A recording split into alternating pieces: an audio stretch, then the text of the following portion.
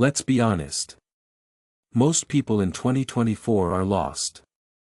They're walking through life like zombies glued to their screens. I'm not blaming anyone. I've been there too. I've followed trends. Scrolled endlessly. Felt that emptiness when I realized I was just going through the motions. It's like we've traded our souls for immediate satisfaction and distractions. Acting like it's all fine. Deep down, we know it's not. That if you're tired of feeling stuck and want to face some hard truths, then stay tuned. It's time we break free from this habit and focus on what truly matters. Digital overload. Let's talk about digital overload and what it's doing to our lives. It's like we've all signed up for a 24-hour digital world. 7 Information buffet. We just keep stuffing ourselves without thinking about the consequences. From the moment we wake up, we're bombarded with notifications, texts, emails, social media alerts, news updates. It never stops, and I'll be honest, I've been caught up in it too. That I've started my day with the best intentions, planning to be productive.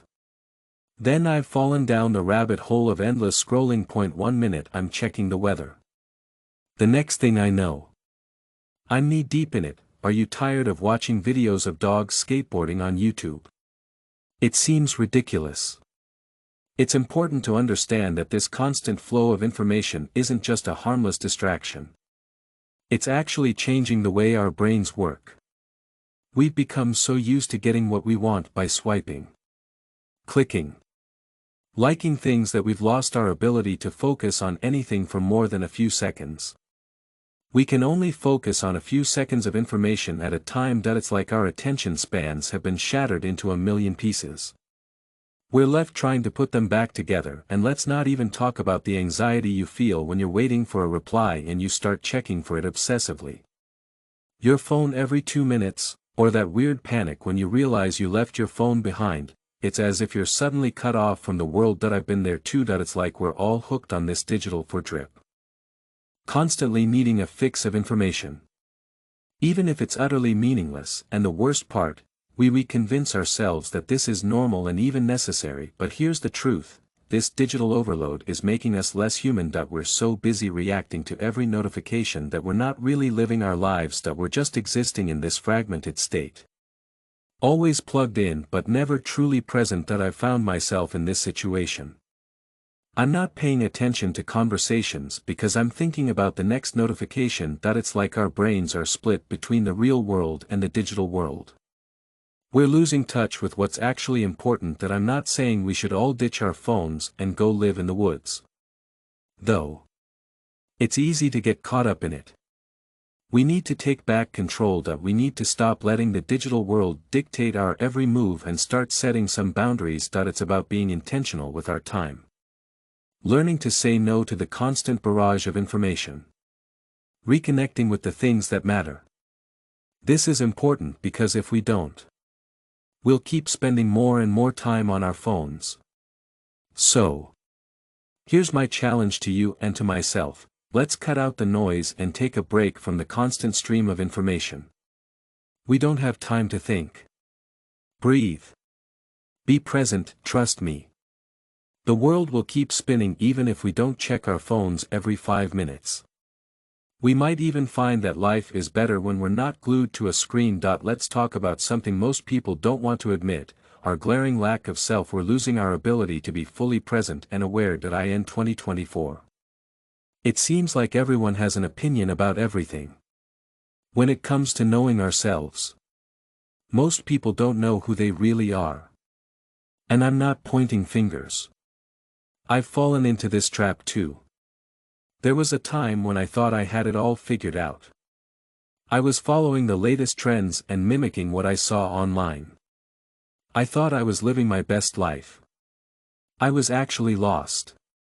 I was trying to be someone I wasn't because I didn't know who I was. It's easier to look at other people's lives on social media than to look at our own. We're always seeing images of how successful we should be. We're always happy and on top of our game.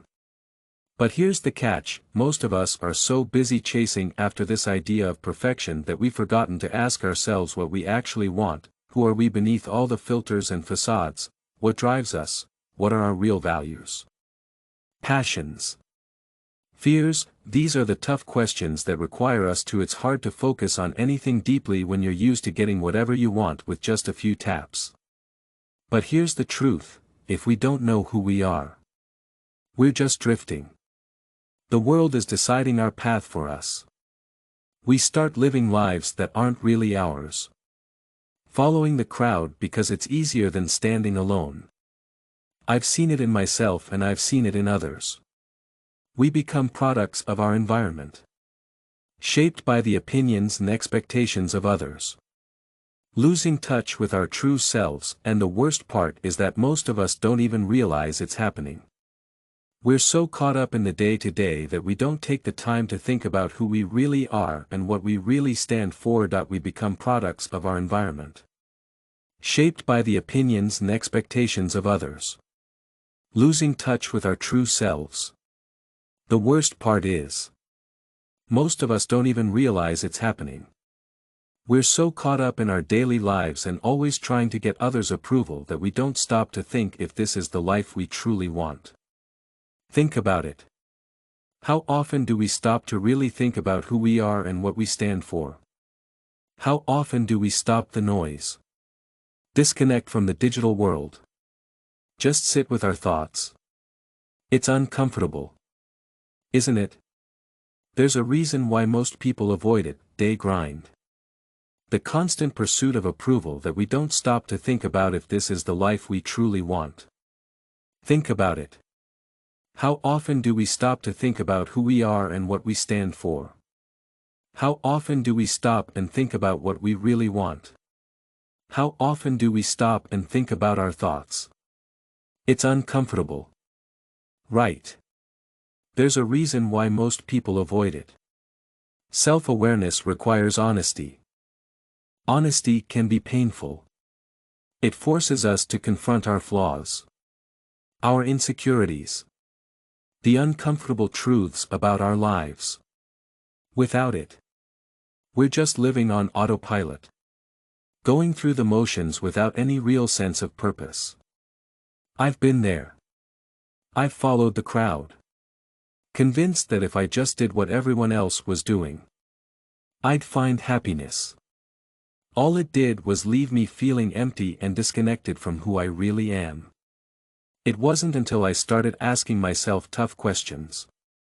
Digging into my own mind. Really reflecting on my life that I began to understand what I truly wanted. Let me tell you. It wasn't easy. It meant admitting that I'd been wrong about a lot of things. That I'd been chasing the wrong goals. That I needed to make some serious changes. So here's the uncomfortable truth. Most people are lost because they lack self-awareness. They aren't living lives that are true to who they are. They aren't chasing after dreams that are really theirs. They wonder why they feel so unfulfilled. The good news is that it's never too late to change that. It starts with asking yourself the tough questions. It starts with being brutally honest with yourself. It starts with taking the time to really understand who you are. It's about peeling back the layers of expectation and influence. It's about reconnecting with your true self. Once you know who you are. Once you're truly self, you know things change. You start living with intention. Making choices that match your values. Finding happiness in being true to yourself. That's something to work towards. Even if it means facing some hard truths along the way. 3. Procrastination. Let's be honest about one of the biggest challenges we face in 2024. Chronic procrastination. We've all been there. We put things off until the last minute. Telling ourselves that we'll do them later. Later often turns into never. Before we know it, the opportunities have passed us by. I'm not just pointing fingers here. I've been caught in this cycle more times than I'd like to admit. There have been times in my life when I had big plans and ambitious goals. I had all the right intentions. I found myself stuck in a cycle of delay and avoidance. Let's look at the reasons why we procrastinate. It's not because we're lazy or unmotivated. It's often the opposite. We're overwhelmed. Scared of failure. Perfectionists who fear not getting it right. Sometimes we feel like a big task is too overwhelming. We can get caught up in small, less important tasks and think we're still being productive. I've been there.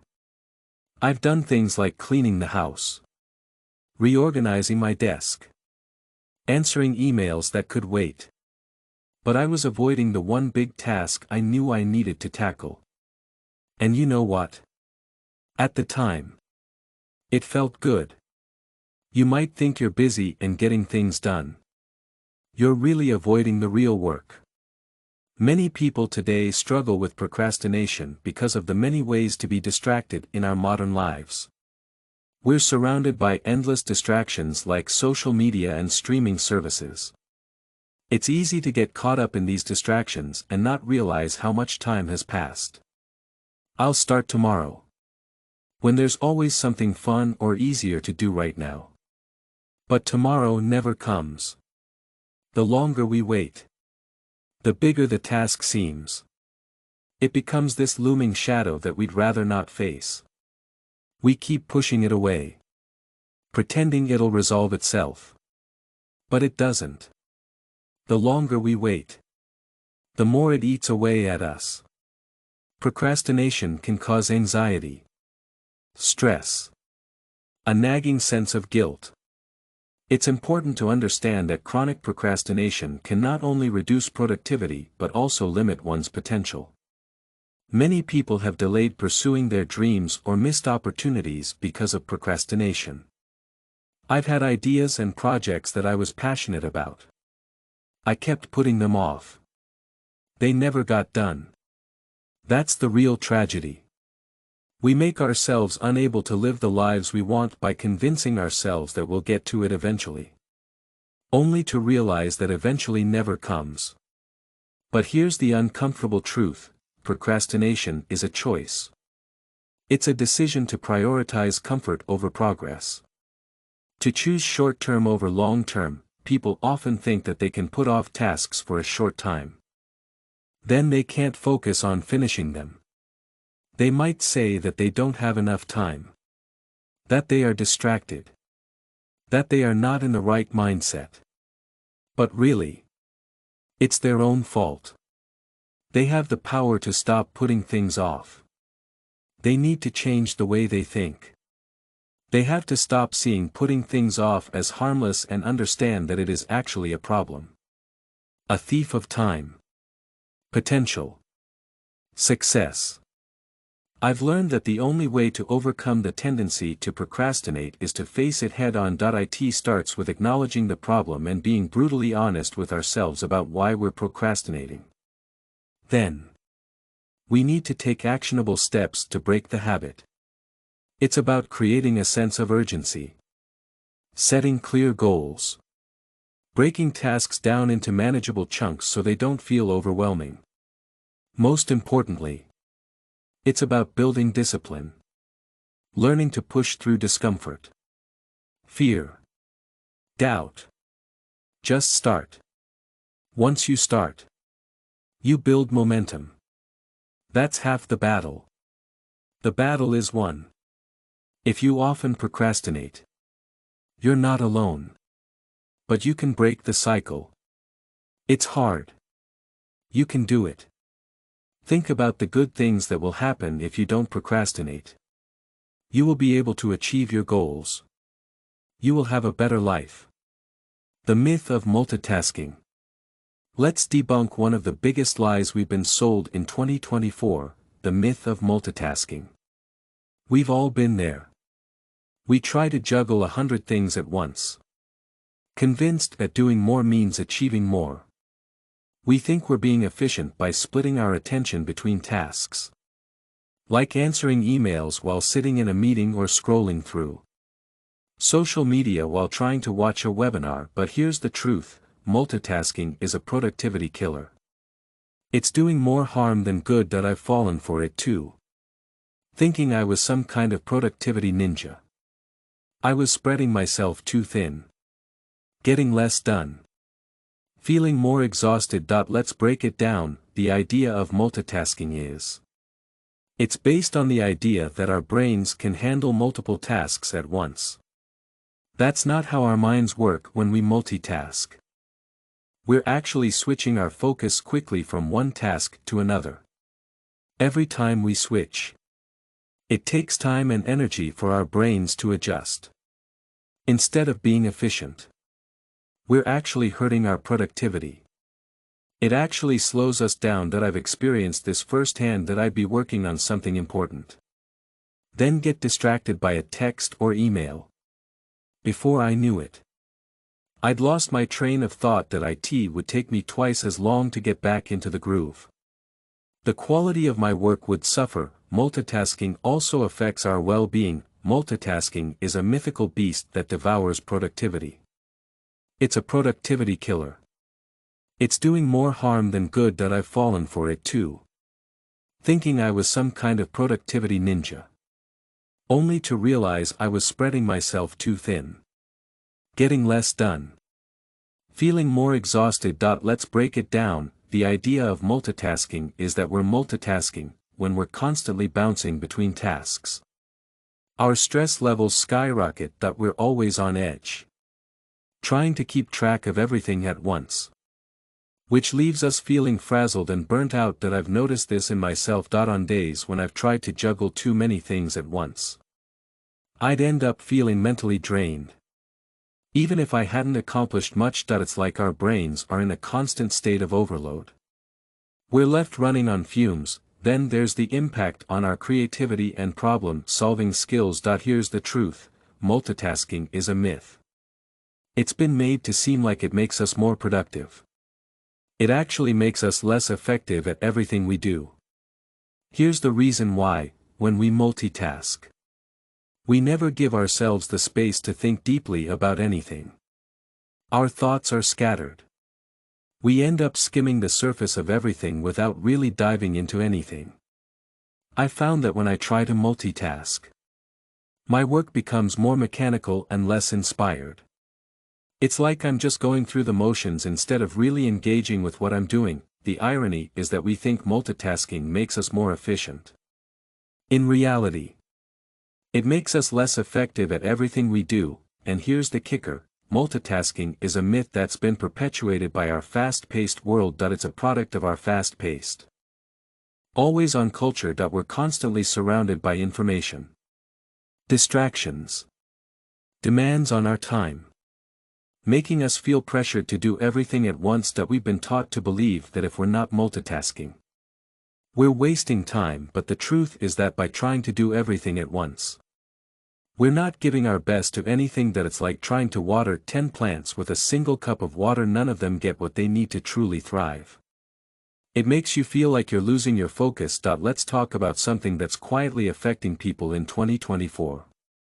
It's a lack of purpose. In a world that's more connected, more advanced, more informed than ever before, you'd think we'd all have a strong sense of direction. But instead, most people are drifting through life, unsure of what they're really here to do. I'll be the first to admit that I've felt this way too. There were times when I was busy ticking off all the boxes, achieving what society told me multitasking is a myth. I felt empty. It's like I was living someone else's life, not my own. The truth is that life can feel like an endless grind without purpose. We wake up, go to work, come home, repeat the cycle day after day. Sure, we might be productive, even successful by conventional standards, without a deeper sense of purpose. It's all just noise. We end up filling our time with distractions, chasing after short-term goals. It's about setting goals that don't truly interest us, just to feel like we're doing something, no matter how much we achieve or accumulate. There's still that nagging feeling that something's missing. We've been told that happiness comes from external success, money, status, material possessions. But here's the harsh reality: none of that matters if you don't have a purpose. I've seen people who have everything they ever wanted but are still lost because they're not living according to their true purpose. They're going through the motions without that inner fire. They feel disconnected, adrift, like they're just surviving rather than truly living. Why are so many people lacking purpose today? Part of it is because our society values action over introspection. We're constantly told to achieve more, do more, be more. We're rarely encouraged to slow down and ask ourselves what really matters to us. We're so busy climbing the ladder that we don't stop to think about whether we're on the right path. Finding your purpose isn't easy. That it's not something that just comes to you in a moment of clarity. That it's something you have to explore. Question. Sometimes struggle with it requires deep introspection, and it means being willing to face hard truths about yourself and your life. That I've been on that journey. It's not always easy. There were times when I felt completely lost, wondering if I was on the right path or if I even had a path at all. But here's what I've learned. I've learned that purpose isn't something that's given to you. It's something you have to actively seek out. It often comes from doing the hard work of understanding who you are, what you value, what you're passionate about. It's about finding that thing that makes you feel alive. Finding your purpose isn't easy. It's about finding something that makes your life feel meaningful. Once you find your purpose, everything changes. You start living with intention, making choices that match who you are and what you truly want. You become stronger, more focused, more fulfilled, because you're not just living for the sake of living. You're living with a clear sense of direction. You stop getting caught up in the small things that once consumed your time and energy because you're driven by something bigger, something that matters. Finding your purpose isn't a one-time deal. It's not like you wake up one day and everything falls into place. It's a journey, one that evolves as you grow and change. That's okay. It's not about having all the answers. It's about being on the path, continually seeking out what drives you, what excites you, what gives your life meaning. So, if you're feeling lost, like you're just drifting through life without a clear sense of purpose, know that you're not alone, but you have to find your own way. Ask yourself the tough questions. Be honest about what you want. Be willing to take risks to get it, because living a purposeful life isn't just about achieving external success. It's about waking up every day feeling fulfilled, knowing that you're living in harmony with who you truly are, and that, my friends, it's about finding that thing that makes you feel alive. That purpose isn't something you're given. You have to actively seek it out. It often comes from understanding who you are, what you value, what you're passionate about. It's about finding that thing that makes you feel alive. Celebrate the small victories along the way. Commit to living with intention. Set boundaries. Take action. Align your life with what truly matters to you. Embrace the journey. Learn from it. Make 2024 a year of meaningful change. You have the power to shape your life. It starts with taking that next step. Here's to finding clarity, purpose, fulfillment in the year ahead. You've got this.